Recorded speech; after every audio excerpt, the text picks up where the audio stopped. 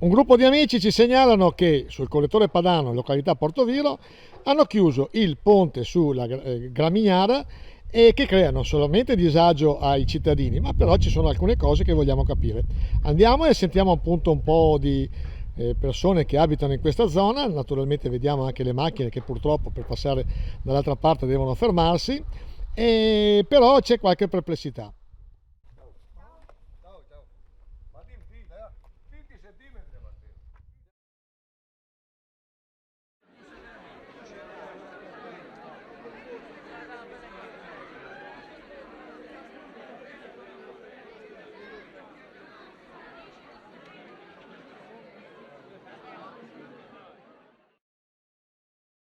Ecco qua, siamo nel centro del ponte, vedete i 40 blocchi di cemento che pesano un quintale l'uno, e la perplessità è questa. Chiediamo ad alcuni cittadini, il ponte praticamente l'hanno chiuso perché abbiamo visto anche alcune immagini, ha qualche problemi di staticità, però ci sono 40 blocchi fermi da un quintale l'uno che potrebbero corrispondere più o meno a...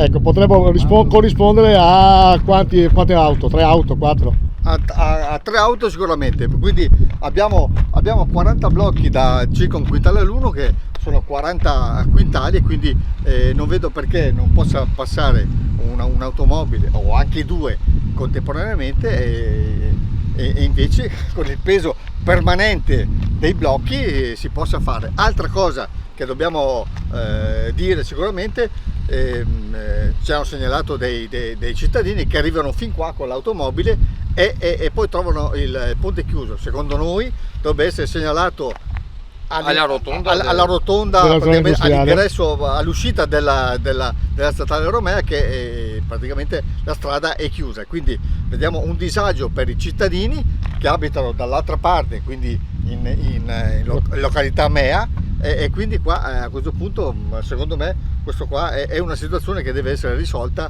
ma in maniera piuttosto veloce, anche perché ci sono parecchi disagi per quanto riguarda i cittadini di Portoviro che abitano dall'altra parte. No, ma l'amministrazione diceva appunto che passando dei camion o dei trattori pesanti potevano minare la sicurezza del ponte, però effettivamente ci sono 40 blocchi di cemento che portano una portata statica di 40 quintali circa, e quindi secondo voi, si potrebbe chiedere una perizia da parte di un tecnico per decidere se le auto potrebbero creare problemi o meno, perlomeno? Ma sicuramente questo è il minimo indispensabile che si può fare per questa situazione molto precaria, soprattutto di disagio per i cittadini che abitano dall'altra parte. Qualcuno ha detto, senza fare nomi, senza fare nomi, che questo ponte potrebbe rimanere tranquillamente chiuso, quindi basterebbe fare il giro dall'altra parte, che sono circa 5 km. Stiamo parlando di personalità del comune che comunque hanno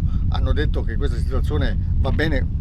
Praticamente va bene così come sta, però non ci sembra il caso. Cioè, quindi avrebbe deciso il comune di chiuderlo definitivamente e lasciarlo solo per ciclabile. Solo ciclabile, però tipo un'altra macchina arriva qua, si gira e parte e va via. Ecco, noi segnaliamo l'unica perplessità da profano è che ci sono veramente 40 blocchi, 20 da una parte e 20 dall'altra, che hanno un peso statico più o meno di un quintale l'uno, e quindi corrispondono a 3 auto ferme sempre sul ponte e creerebbero problemi. Quindi all'amministrazione comunale chiediamo magari un incontro con i cittadini che usufruiscono di questo ponte, e in seconda battuta magari una perizia di un tecnico adeguato che possa dire sì, tirando via i blocchi, chiudendo la strada, stringendola solo per le auto, non creiamo problemi. Esatto, sì.